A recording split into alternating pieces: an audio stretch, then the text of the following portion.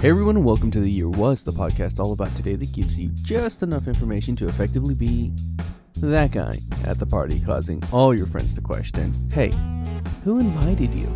Like, seriously, why are you here? I'm your host, Michael Montalvo, and for the next few minutes we will swim through the river of time to try and find out what makes a day truly unique. In this episode, we examine the events that occurred August 10th.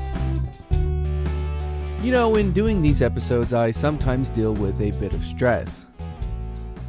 It can be a headache sometimes, the reading, the strain on the eyes from the computer, recording sessions, and editing. It can all really be just a bit much. That's why everyone here at The Year Was, all one of us, are glad for the discoveries of people like today's topic, Felix Hoffmann. Scientifically speaking, of course. So why the sudden praise for the Hoff, a nickname I only now realize I will not be using again? To briefly take a look into Hoffmann's life, Felix Hoffmann was born January 21st, 1868 in Swabia, Germany.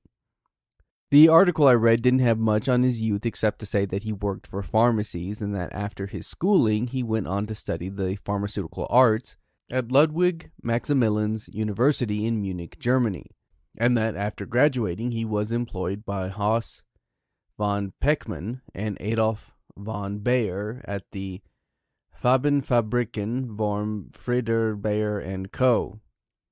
Apologies on the pronunciation. It was while here that Hoffmann was a part of a team that was researching a little-known home remedy cure known as willow bark. Willow bark, as you may have guessed, comes from the willow tree, and it is an oddity because of its medicinal properties. Most notably, it helps with pain relief. Now, in the interest of fairness, I do need to mention here that this is the bark of the white willow. It is here that we find the chemical in question, salicin. What's this? You want me to talk about salicin? Because this is how you get me to talk about it. I will try and make it easy to understand for the average person. Basically, easy enough for me to understand. Let me just take a look. It's in a book somewhere. Comes from bark. Anti-rheumatic properties means it fights inflammation and pain in joints and muscles. Kind of like salicylic acid, probably oxidizes into salicylic acid in the human system. That's pretty much the basics, so pretty cool stuff. What's even cooler is that people have been using it for a long time, centuries long. In China and in Europe, it was used to treat backaches and other types of pain that people faced. It goes so far back that Hippocrates and Dioscorides and even Pliny the Elder viewed the bark as a medicine. And still, it doesn't stop there. Germanic and Celtic tribes boiled the bark in water, I guess, and used the extracts for healing purposes. Throughout most of history, the bark and salicin would see work done as far as research went. 1763 with Edward Stone, 1828 with Jordan Andreas Buchner, who isolated salicin, and French pharmacist Pierre-Joseph Leroux, who did the same. This brings us to the 1890s, where Bayer established his own pharmaceutical and chemical department and eventually a lab in 1896. It was here, in an effort to find a medicine to alleviate his father's rheumatic pain, that Hoffmann, the year was 1897, and on this day, August 10th, Felix Hoffmann synthesized a stable form of acetylsalicylic acid for medicinal application. You, of course, know his work as the main ingredient in aspirin. See, it all ties back to Bayer.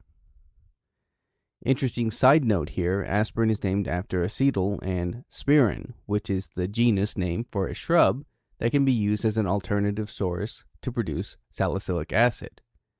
But wait, here's an even more interesting fact. Soon after synthesizing acetylsalicylic acid, Hoffmann was asked to acetylate morphine.